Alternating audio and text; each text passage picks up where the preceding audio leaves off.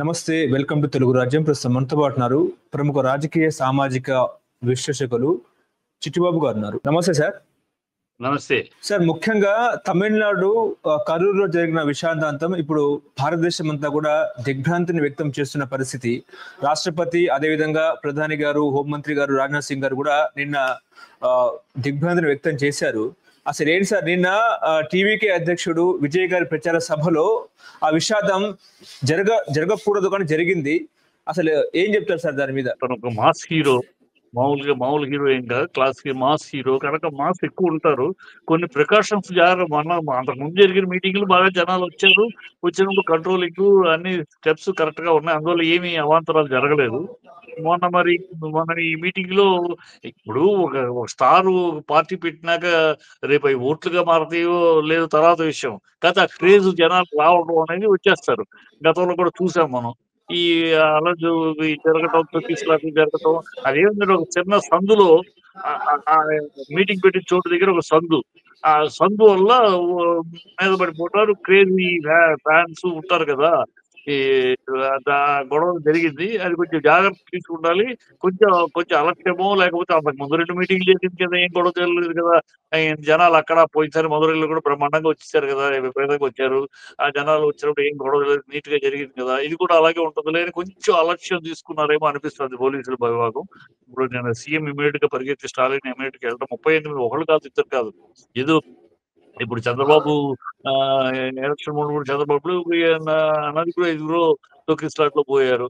అట్లా అలా ఒక చోట ఇది 38 మంది ఒకేసారి, పిల్లలు చిన్న అందరం కలిసి 38 మంది అన్నప్పుడు కొంచెం గాస్ట్లీ అఫైర్ గా అనిపించింది కదా. చాలా దారుణం అది, 35 మంది పోవడం. జాగ్రత్తలు తీసుకోవడం. ఇప్పుడు దీన్ని ఏం చేస్తారు కోర్టు? ఇప్పుడు మరి మొన్న ఇక్కడ మన పుష్పకి జరిగినప్పుడు పుష్ప హీరో మీద కేసులు పెట్టారు. మరి ఇప్పుడు తమిళనాడు గవర్నమెంట్ ఇది జరిగినప్పుడు విజయ్ మీద కేసు పెడతారా? ఇంతమంది చనిపోవడానికి కారకుడు విజయ్ మీటింగ్ కనుక అతని మీద కేసు పెడతారా? వేచి చూడ చట్టం మరి అక్కడ ఎలా పనిచేస్తుంది. ఈ రాష్ట్రంలో అయితే పని ఆ హీరో మీద కేసు వేసేయటం, హీరోని అరెస్ట్ చేయటం, నానా గొడవ చేశారు కదా. మరి తమిళనాడు కూడా అలాగే చేస్తుందా? లేదా తమిళనాడు ఆయన వచ్చాడు పోలీస్ ఫెయిల్యూర్ ఇది లేదా ఇంకో ఫెయిల్యూర్ అని చెప్పి అతను సేవ్ చేస్తారా? Let us see. నా ఉద్దేశంలో అయితే ఇవాళ ఎవరో ఒకళ్ళు సుమోటోగా వేస్తారు. ఇది ఈ అలక్ష్యం ఎవరిదైనా చనిపోయిన వాళ్ళకి బాధ్యులు ఎవరు, ఈ చనిపోయిన బాధ్యులు ఎవరు? అది పార్టీ ప్రెసిడెంట్ గా విజయ్ అవుతాడా, పోలీస్ డిపార్ట్మెంట్ అవుతుందా, లేకపోతే సెక్యూరిటీ ఇచ్చినా వీళ్ళు వైలేట్ చేశారు? ఇవన్నీ ఉంటాయి. Already Tamil Nadu government retired judge తోటి ఎంక్వైరీకి వేశారు. ఆల్రెడీ వేశారు ఎంక్వైరీకి. సో ఎంక్వైరీ బట్టి తెలుస్తుంది. బట్ ఏమైనా జరగరాంది, జరగకూడదు. ఇవాళ ఈ క్రేజ్, ఈ ఫ్యాన్స్ క్రేజ్ అనేది అన్ని చోట్ల ఒక పెద్ద ఇబ్బందికర. ఫ్యాన్స్ లిమిట్ లేకుండా ఇప్పుడు ఈవెన్ మన దీంట్లో చూసుకుంటే ఈయన మనాడు జూనియర్ ఎన్టీఆర్ ఫంక్షన్ క్యాన్సిల్ చేసుకోవాల్సి వచ్చే, పవన్ కళ్యాణ్ మీటింగ్ లో వాళ్ళిద్దరు మోటార్ బైక్ లో చనిపోవటం, ఈ ఫ్యాన్స్ అత్యధికమైన ఓవర్ రియాక్ట్ అవ్వటం, ఓవర్ చేయటం వల్ల జరిగే నష్టాలు కంట్రోల్ లేకుండా వాళ్ళు ఆ పిచ్చెక్కినట్టు ఆ పిచ్చిగా ప్రవర్తిస్తూ ఉన్నారు. అన్ని స్టేట్ లోనే ఇలా ఉన్నారు. ఈ ఫ్యాన్స్ అనే వాళ్ళు అన్ని చోట్ల అంతే, ఒక కంట్రోల్ ఉండదు పిచ్చిగా. అది కంట్రోల్ చేసుకోవాల్సింది యాక్చువల్ గా సదరు హీరోలు. ఖచ్చితంగా ఇతను చెప్పుండాల్సింది. అందరూ జాగ్రత్తగా ఉండండి, జాగ్రత్తగా వెళ్ళండి, ఇవన్నీ కొన్ని చెప్పాలి. జనాలు చూసుకుని వీళ్ళు వెనక్కిపోయి ఆవేశంగా మాట్లాడటం, ఆహా ఊహో అనుకోవటం తప్పితే అసలు పరిస్థితులు ఏంటి? పిల్లలు ఇంతమంది జనాలు, అందరూ కుర్రాళ్ళు వచ్చిన వాళ్ళు. విజయ్కి అందరూ ఓట్లు వేసే వాళ్ళ కన్నా కూడా ఈ కుర్ర క్రేజ్, ఓట్లు లేని వాళ్ళే దాంట్లో సగం మంది. ఈ కుర్రాళ్ళు, అందుకని వాళ్ళకి ఆ మెచ్యూరిటీ ఉండదు, ఆలోచన ఉండదు, ఎగబట్టం తప్పితే ఇంకోటి ఉండదు. ఆ కుర్రాళ్ళే ఎక్కువ జనాలు. ఆ కుర్రాళ్ళ వల్ల జరిగిన, కుర్ర బ్యాక్ వల్ల జరిగిన ఇది ప్లస్ ఇర్రెస్పాన్సిబిలిటీ అది పోలీస్ ఆల్సో. పోలీస్ ఇంతమంది వచ్చినప్పుడు వాళ్ళు ఆ కుర్రాళ్ళ ముసలోళ్ళ కాదు, అసలు పోలీసులకి ఇంతమంది వస్తున్నప్పుడు మనం ఎంత కంట్రోల్ ఉండాలి, ఎంత చేయలేదు. అక్కడ పోలీసులు చాలా అలక్ష్యంగా, చాలా చాలా అలక్ష్యంగా ఉన్నారనేది తేటతెల్లంగా కనపడుతుంది. అంటే వాళ్ళు ఉండటానికి కూడా గతంలో 2 మీటింగ్‌లు జరిగినియి. బ్రహ్మాండంగా జరిగినియి. ఏం గొడవ జరగలేదు. ఏం లేదు కదా! కనక ఇదేముందిలే అలాగే వస్తూ పోతాని ఒక క్యాజువల్‌గా తీసుకున్నారా? దాన్ని చాలా ఈజీగా తీసుకున్నారా? అది నిన్నటిది నిన్నే, ఇవాళటిది ఇవాళే. నిన్నటి సమస్య నిన్న జరిగింది. ఓకే. అందుకని ఇవాళ అలా జరుగుద్దని గ్యారంటీ లేదు. ఇక్కడ మన జాగ్రత్తలు మనం తీసుకోవాల్సిందే అన్న ఒక సున్నితమైన ఆలోచనలో లేరు. పోలీసులు అక్కడ మిస్‌ఫైర్ అయ్యారు అనేది స్వచ్ఛంగా కనపడుతుంది. అందుకని ఇమ్మీడియేట్‌గా కమిషన్‌కి ఎంక్వైరీకేసాడు చీఫ్ మినిస్టర్. వితిన్ మినిట్స్ అది జరిగిన అవర్స్‌లోనే స్పాట్‌కొచ్చారు సీఎం. అది అక్కడ మెచ్చుకోవాల్సిన విషయం. అంత ఇమ్మీడియేట్ రేట్ అంటే ఒకళ్ళు కాదు 38 మంది చనిపోయారనగానే సీఎం ఇమ్మీడియేట్‌గా స్పందించి డైరెక్ట్‌గా స్పాట్‌కి రావటం అనేది హ్యాట్స్ ఆఫ్ విషయం. అలా అలా ఉండాలి. సీఎం అనేవాడు అంత రెస్పాన్సిబుల్‌గా ఉండాలి. దీన్ని కూడా రాజకీయంగా వాడుకుంటానికి, రాజకీయంగా దాన్ని చేసుకుందాం. మన రాష్ట్రాల్లో లాగా ప్రతిదాన్ని రాజకీయం చేసుకుంటానికి అసలు విషయాన్ని పక్కన పెట్టి, రాజకీయం ఉంటుంది ఎంత మనకు బెనిఫిట్ దీంట్లో, దీన్ని రాజకీయం చేసుకొని ఎలా లాభం ఈ దరిద్రపు ఆలోచన లేకుండా డైరెక్ట్‌గా రాజకీయం కాకుండా డైరెక్ట్‌గా వచ్చాడు. ఆయనేమి ఒక్క మాట విజయ్‌ని నిందించలేదు. ఏమి చేయలేదు. అనొచ్చు. ఇప్పుడు మన రాష్ట్రంలో అయితే అనేస్తారు. బాధ్యత లేకుండా వీళ్ళు ఇవాళ రేపు అధికారంలోకి వస్తే వీళ్ళేం చేస్తారు? ఇలాంటి పిచ్చి వాగుళ్ళన్నీ వాగేస్తారు. అక్కడ వాగల అట్లాగా. అది క్లియర్‌గా రిటైర్డ్ జడ్జికి ఎంక్వైరీకి ఎక్కడ జరిగింది లోపం? ఎవరి వల్ల జరిగింది లోపం? అది ఎంక్వైరీ చేయమని చెప్పారు. లోపం జ జ జ రిపోర్ట్ వచ్చిన దాన్ని బట్టి అప్పుడు యాక్షన్ ఉంటది. ఇది పద్ధతి. కరెక్ట్‌గా పద్ధతిలో ఎళ్తాందక్కడ. జరిగిన నష్టం ఎవరు పూడ్చలేరు. ఆ 39 జీవితాలు మళ్ళీ ఎవరు ఇవ్వలేరు. బట్ దానికి ఎట్లా ఏంటి అనేది ప్రభుత్వం చేయవలసిన విధానం అంటే పక్కాగా చేస్తున్నారు. Let us hope for the best. అంటే తన ర్యాలీకి ఎక్కువ మంది వచ్చారని చెప్పేసి కూడా విజయ్ గర్వపడుతున్నారని శరత్ గారు చెప్తున్నారు. నిజమే అంటారా? జనం బాగా వచ్చారు. ఇప్పుడు మొన్న మధురై మీటింగ్‌కొచ్చారు. అంతకుముందు మెడ్రాస్, చెన్నైలో మీటింగ్‌కొచ్చి విపరీతంగా వచ్చారు జనాలు. అప్పుడేం జరగలేదు కదా! అప్పుడు జరగలేదు కనుక ఏమీ జరగలేదు కదా! ఇప్పుడు ఏమీ జరగదని ఒక భరోసాలో వెళ్ళిపోయినట్టు అనిపిస్తాంది. అది కరెక్ట్ కాదు. ఏ మీటింగ్‌కి ఆ మీటింగే. నిన్న ఏమి జరగలేదు గనుక ఇవాళ ఈ మీటింగ్‌లో ఏం జరగదు అనుకుంటే పొరపాటు. అది నిన్న జరగలేదు. ఓకే. అక్కడ బాగుంది. ఇవాళ ఇక్కడ జరగదని గ్యారంటీ ఏముంది? ఇలాంటి మీటింగ్‌లో ఇంతమంది లక్షల మంది వచ్చే జనాల్లో మనం చేయాల్సిన బాధ్యతలు, మన సెక్యూరిటీ, మన బాధ్యతలు మనం చూడాలి. ఆ మీటింగ్‌లో జరగలేదు గనుక ఇప్పుడు ఏం జరగదు అని ఒక భరోసాలు కరెక్ట్ కాదు. ఇది ఖచ్చితంగా ఆ భరోసా అనేది కనపడుతుంది. పోలీసులు ఆ భరోసా తీసుకున్నారు. మొన్న మదురైలో ఏం జరగలేదు, అక్కడేం జరగలేదు, ఇక్కడ ఏం జరుగుద్దిలే. అంతకన్నా ఎక్కువ జనాలు అంతే జనాలు కదా వచ్చారు అని. ఇప్పుడు ఇయన్నీ గతంలో ఉన్నాయి. ఎంజీఆర్ మీటింగ్‌లప్పుడు జరిగినియి. ఎంజీఆర్ గారు పార్టీ పెట్టినప్పుడు జరిగినియి. విజయకాంత్ పార్టీ పెట్టినప్పుడు జరిగినియి. ఇయన్నీ జరుగుతా ఉంటాయి. కానీ చాలా ఎక్కడో మైనర్‌గా తప్పితే చాలా ప్రికాషన్స్ చాలా పకడ్బందీ జాగ్రత్తలు తీసుకుంటారు. పర్టిక్యులర్ తమిళనాడులో. ఎందుకంటే తమిళనాడుకి అలవాటు.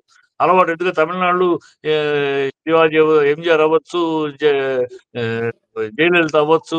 అసలు కరుణానిధి గారు డీఎంకే పార్టీనే సినిమా పార్టీ. సినిమా వాళ్ళ పార్టీ. కనుక ఈ సినిమా వాళ్ళ మీద క్రేజ్ ఏంటి? ఎలా ఉంటది? దాన్ని ఎట్లా కంట్రోల్ చేయాలి అనేది మొదటి నుంచి తమిళనాడు గవర్నమెంట్ ఆ విషయాల్లో చాలా అందుకనే పెద్దగా తమిళనాడులో ఇంతమంది సినిమా వాళ్ళు రాజకీయాల్లోకి వచ్చినా కూడా పెద్దగా అవాంతరాలు తక్కువ. అవాంతరాలు చాలా మినిమమ్. చాలా వాళ్ళకి తెలుసు. ఎక్స్ బ సినిమా వాళ్ళ మీద క్రేజ్ ఎలా ఉంటుందో బాగా తెలుసు. ఇక్కడలాగా ఇక్కడ అలాగా ప్రతిదాన్ని రాజకీయం చేసుకొని మనం బెనిఫిట్ పొందుతాం అనే కన్నా కూడా విషయాన్ని కరెక్ట్‌గా ఎలా హ్యాండిల్ చేయాలో తెలుసు తమిళనాడు గవర్నమెంట్‌లో. అయి అది చేస్తున్నారు. అది చేస్తున్నారు, చేస్తారు. ఖచ్చితంగా పద్ధతిలో వెళ్తుందని ఆశిస్తున్నా. కోర్ట్ రిపోర్ట్ వచ్చిన తర్వాత ఇఫ్ నెసెసరీ దే డోంట్ వెనకాడరు. విజయ్ మీద యాక్షన్ తీసుకోవడానికి విజయ్ మీద ఏమి వెనకాడరు. మహామహుల మీద యాక్షన్‌లు తీసుకున్న ప్రభుత్వాలు తమిళనాడు ప్రభుత్వాలు. ఏ ప్రభుత్వం ఉన్నా సరే. అయన్నీ కేర్ చేయరు. బట్ కాపోతే ఇమ్మీడియేట్‌గా జంప్ చేసేసి దాని మీద రాజకీయంగా మనం ఏం బెనిఫిట్ పొందేద్దాం. మన రాజకీయ లబ్ధి ఏంటి? దీంట్లో ఏం మాట్లాడితే ఇలాంటి దరిద్రపు ఆలోచనలు కాకుండా యాక్చువల్‌గా what is what happened? Who should be punished అనేది ఆ పద్ధతిలో వెళ్తారు. అది ఎవరినైనా యాక్షన్ తీసుకుంటారు. కానీ ఇప్పుడు ఏ రాజకీయ నాయకుడైనా సరే, ఏ స్టార్ హీరో అయినా సరే, ప్రచార సభ అనేది కేవలం గల్లీలలో కాకుండా, ఇరుకిరుకు రోడ్లలో కాకుండా, ఒక గ్రౌండ్‌లో, ఒక మున్సిపల్ గ్రౌండ్‌లో, ప్రభుత్వ భూమిలో, లేకపోతే ఖాళీ స్థలంలో పెట్టుకుంటే, అక్కడ ఎంతమంది జనం వచ్చినా కూడా ఎటువంటి ప్రాబ్లమ్ ఉండదు.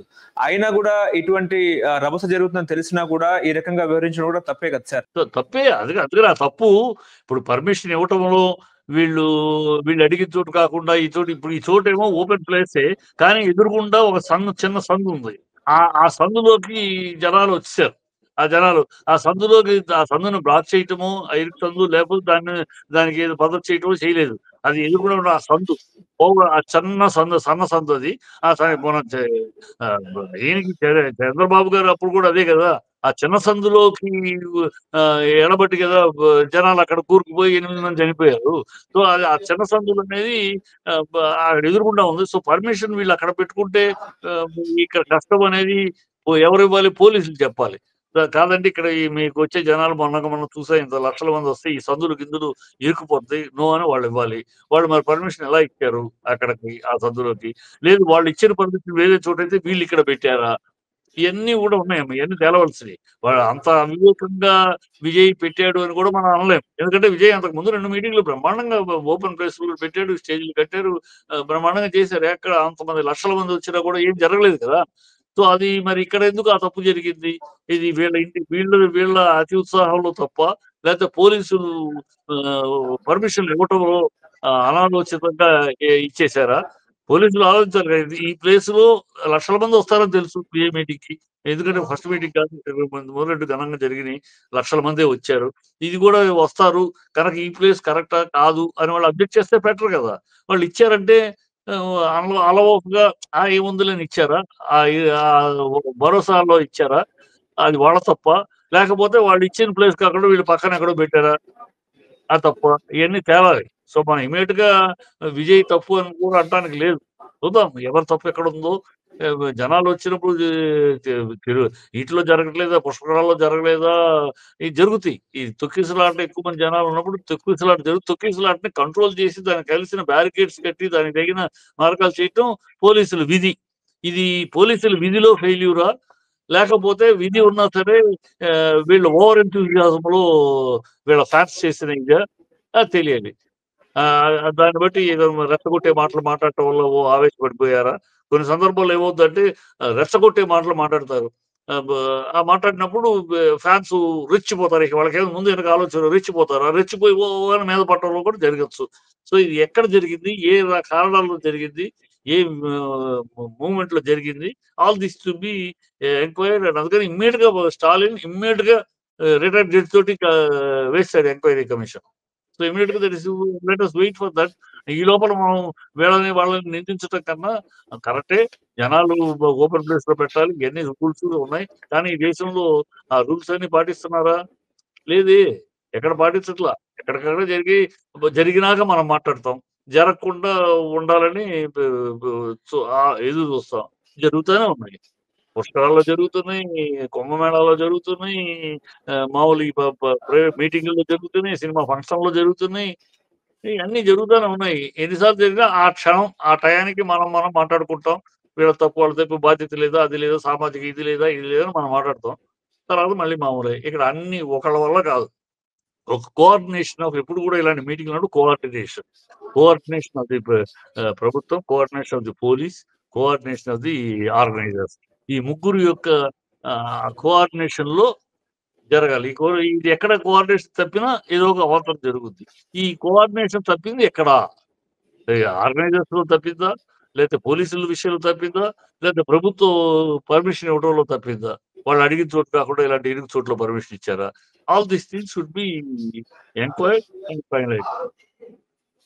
అంటే ఇప్పుడు ఈ ఘటనకు డీఎంకే ప్రభుత్వమే కారణం అని చెప్పేసి విజయ్ పార్టీకి సంబంధించిన కార్యకర్తలైతే ఆరోపిస్తున్నారు. ఇది చెత్త మాటలు గాని డీఎంకే గవర్నమెంట్‌కి, స్టాలిన్‌కి ఏం అవసరం? అలా అయితే మొదటి మీటింగే జరగనివ్వడు కదా! ప్రభుత్వం వాళ్ళ చేతిలో ఉంది. మొదటి మీటింగే జరగకుండా ఫెయిల్యూర్ చేయొచ్చు కదా! ఇయన్నీ పిచ్చి మాటలు. తమిళనాడులో అది చెయ్యరమ్మా. తమిళనాడులో విజయకాంత్ మీటింగ్ పెడితేనే పర్మిషన్ ఇచ్చారు ఎక్కడ పడితే అక్కడ. So, Tamil Nadu is not like that. మనలాగా మన రాష్ట్రాల్లో కాదు. మన రాష్ట్రాల్లోలాగా ఇప్పుడు చిల్లర రాజకీయాలు అక్కడ ఉండవు. తమిళనాడులో ఓపెన్ ఛాలెంజ్‌గానే ఉంటది. ఓపెన్ ఛాలెంజ్‌గా ఏదో పెడితే పెట్టుకో. మా శక్తి, మీ శక్తి ఎన్నికల్లో చూద్దామని ఉంటది తప్పితే, ఇలాంటి ఎన్నికలు అయిపోయినాక చూసుకుంటారు. జయలలిత, ఎంజీఆర్ పీరియడ్‌లో, జయలలిత, కరుణానిధి పీరియడ్‌లో ఎన్నికలు అయిపోయినాక నువ్వా నేనా? అది వేరు. ఎన్నికలు అయినాక పగ సాధింపు కార్యక్రమాలు. ఎన్నికల ముందు ఈ పగ సాధింపులు ఉండవు. నువ్వో నేనో ప్రజలు తెలుస్తూనే ఉంటారు. నేను చిన్నప్పటి నుంచి చూస్తున్నా తమిళనాడులో. నేను అక్కడే చదివాను. నేనక్కడ స్టూడెంట్ లీడర్‌గా పాలిటిక్స్‌లో ఉన్నా. I know from the so many years తమిళనాడులో. అక్కడంతా ఇలాంటి మన రాష్ట్రంలో ఉన్నట్టు చిల్లర రాజకీయాలు ఉండవు. చిల్లర రాజకీయాలు చెయ్యరు. జరిగితే కూడా అది ఛాలెంజింగ్‌గానే ఉంటది. నువ్వో నేనో let us see. Fight in the elections in arena of people అనే ఉంటుంది తప్పితే ఈ వంకర దారిలో నీ గడ్డుపుల్లో పెట్టి నా గడ్డుపుల్లో పెట్టి దాని ద్వారా ఏదో లబ్ధి పొందాలి ఈ చిల్లర చీపాలు మనకి ఉండేది కాదు. ఈ మధ్య ఆ చిల్లర ఆలోచనలు మనకు మొదలైంది అనుకోండి. ఈ గత దశాబ్ద కాలంగా ఇంకా 2 దశాబ్దాలుగా దశాబ్దంలో 15 సంవత్సరాలుగా ఇంతకుముందు లేదు. మన దేశంలో కూడా మన రాష్ట్రంలో కూడా మరి రామారావు గారు మీటింగ్ పెట్టి లక్షల మంది వచ్చేవారు. ఏమైనా జరిగిందో జరగలా. వైఎస్ రాజశేఖర రెడ్డి గారు పాదయాత్ర చేశారు. ఏమైనా జరిగిందో జరగలా. అలాంటి వైశ్య మేళాల లక్షణాలు మనకి అప్పుడు లేవు. ఇప్పుడు ఉన్నాయనుకో. ఇప్పుడు వచ్చిన దౌర్భాగ్య రాజకీయ విధానాలు ఇప్పుడు వచ్చినాయి. ప్రధాని ఒకటి రాజకీయ బెనిఫిట్ మనం ఏం పొందాం, రాజకీయ పాయింట్లు ఏమొస్తాయి మనకి, వాళ్ళ మీద నిందేసేస్తే మనకి పాయింట్లు, ఈ దరిద్రపు ఆలోచనలు ఇప్పుడు తప్పితే గతంలో లేదు. తమిళనాడులో ఇప్పటికీ రాలా ఇంకా ఆ దౌర్భాగ్య లక్షణం. కానీ తమిళనాడులో ఇప్పుడు ఎన్నికలు లేవు, ఎన్నికల షెడ్యూల్ కూడా రిలీజ్ అవ్వలేదు. కానీ విజయ్ గారు ఎందుకు ఇంత స్పీడ్ గా దూసుకెళ్తున్నారు? 26 కదా ఎన్నికలు. తమిళనాడు ఎన్నికలు 20 దగ్గరికి వచ్చేసింది కదా, 1 year లో ఉంది. అతను 1 year లో అందుట్లో అతను మొన్న ఎంపీ ఎలక్షన్ కూడా కంటెస్ట్ చేయాల. నేను ఎంపీ కాదు, ఓన్లీ ఎమ్మెల్యే సీట్కే కంటెస్ట్ చేస్తాను అన్నాడు, ఎమ్మెల్యేకే వస్తానా అన్నాడు. సో తన పార్టీని పటిష్టం చేసుకోవాలి కదా ఎన్నికల నాటికి. ఇంకా హార్డ్లీ పార్టీకి నిర్మాణం అన్ని చేయాలంటే hardly 1.5 years is not big time, very short time కింద లెక్క. అది పార్టీ నిర్మాణము జిల్లాల వారీగా డిస్ట్రిక్ట్ వైజ్ గా ఏర్పాటు. సో దానికోసం అతను ఈ మీటింగ్లు చేస్తూ ఉంటేనే కదా ఎంకరేజ్మెంట్, ఒక్కొక్కళ్ళు జిల్లాల్లో ఇతర నాయకులు వచ్చేది, పార్టీలో చేరేది, పార్టీని ముందు తీసుకెళ్లే బలోపేతం చేయడానికి. సో అది పార్టీ పెట్టినాక it is his responsibility to move forward. పెట్టేసాము కూర్చున్నామంటే కుదరదు. కూర్చునేసేసి కరెక్ట్ గా ఎన్నికలప్పుడు నాకు ఓటు వేయనంటే కమల్ హాసన్ లాగా అవుద్ది. కమల్ హాసన్ చేయలే పని. పార్టీ పెట్టాడు, ఎక్కడ ఇలాగ తిరగల. ఏదో ఒక మీటింగ్ పెట్టేసి చూడండి అని అంటే జనాలు సర్లే అని పక్కన కూర్చోబెట్టారు కదా.